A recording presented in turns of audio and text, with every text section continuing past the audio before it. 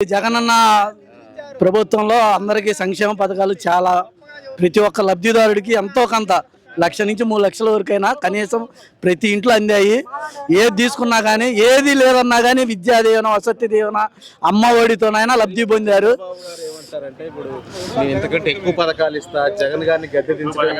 గతంలో చంద్రబాబు నాయుడు నేను నా 40 years ఇండస్ట్రీ అన్నాడు కదా, 40 years ఇండస్ట్రీలో రాని ఈ పథకాలన్నీ ఇప్పుడు నేను జగన్ తర్వాత నేను చేస్తానంటే జగన్ స్థాపితం చేశాకే కదా నువ్వు స్థాపితం చేస్తా అంటుంది.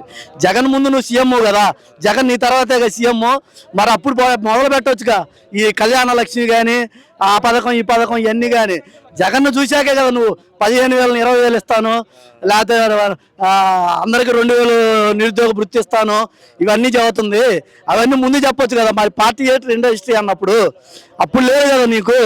ఇవాళ నువ్వు నేను నా పార్టీ ఖాళీ అయిపోతుందనే ధీమాతోనే కదా నువ్వు ఇవాళ ఇవన్నీ చదువుతుంది.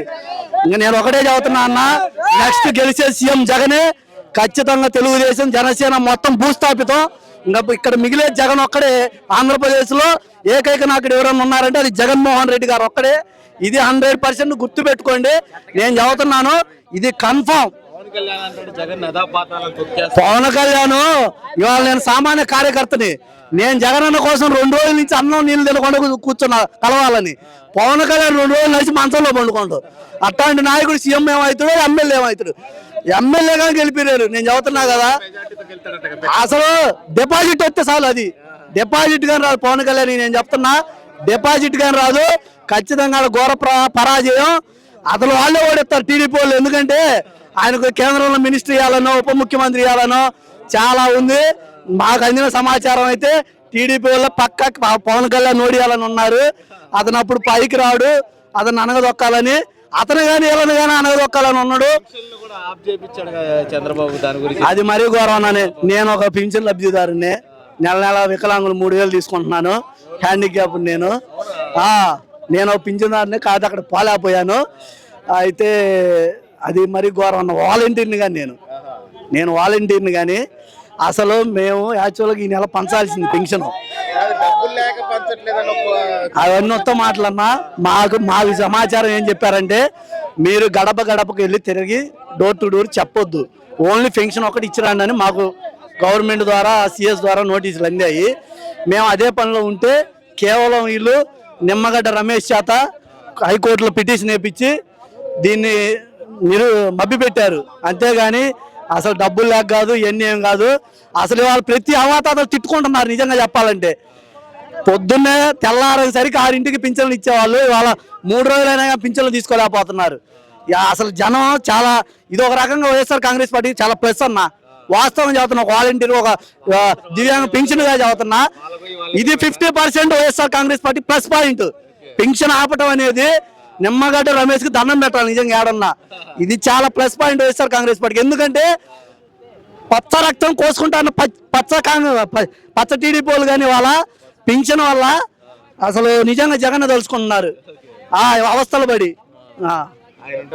ఆయన ఉంటేనే మాకు అన్ని ఇంటికి వస్తున్నాయి. అదంతా మభ్య పెట్టడం కోసం అన్న. జగన్ అన్న చేసిన పథకాలు అసలు రాష్ట్ర స్థాయిగా చిరస్థాయిలో నిలిచిపోతే మళ్ళీ వచ్చి ఎంతగా డబల్ చేస్తాడు ఆ నమ్మకం జనాలకు ఉంది. జగనన్న మాట ఇస్తే మాట తప్పడు, మాట తప్పే వ్యక్తే కాదు అసలు. ఖచ్చితంగా ఈసారి నాకు తెలిసి మా వినుకొండలోనే అక్కడ ఉగాది రోజు అన్నారు మేనిఫెస్టోలో కానీ రైతు రుణమాఫీ అనేది ఖచ్చితంగా ఉంది. అది ఆల్రెడీ అనౌన్స్ బయటకు కొంచెం లీక్ అయింది. ఖచ్చితంగా ఉగాది రోజు అనౌన్స్మెంట్ చేస్తున్నాడు. దాంట్లో రుణమాఫీ ఉంది. ప్రజలందరూ రైతులందరూ గుర్తుపెట్టుకోవాలి. ఎంతో కొంత ఇంతని కాదు.